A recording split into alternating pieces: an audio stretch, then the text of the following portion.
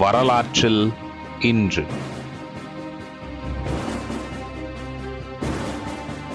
August 28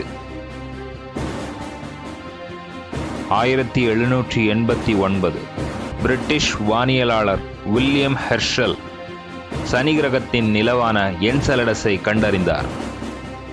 இந்த நிலவானது நம் சூரிய குடும்பத்தின் அதிகம் ஒளிரும் நிலவாகும். காரணம், அதன் மேற்பரப்பு முழுவதும் உறைபனியால் மூடப்பட்டுள்ளது.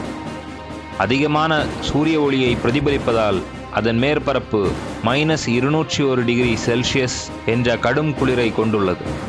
1884 முதல் சூறாவளியின் புகைப்படத்தை எஃப்.என். ராபின்சன் டகோட்டாவின் தென்பகுதியில் எடுத்தார்.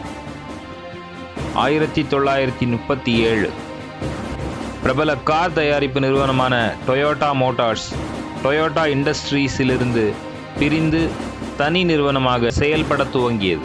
2003 லண்டன் நகரம் சுமார் 2 மணி நேரம் மின்சார துண்டிப்பால் பாதிக்கப்பட்டது. இதனால் 5 லட்சம் மக்கள் பாதிக்கப்பட்டனர். 2 மணி நேரத்திற்கும் மேலாக பாதாள ரயில்கள் சேவை நிறுத்தப்பட்டது.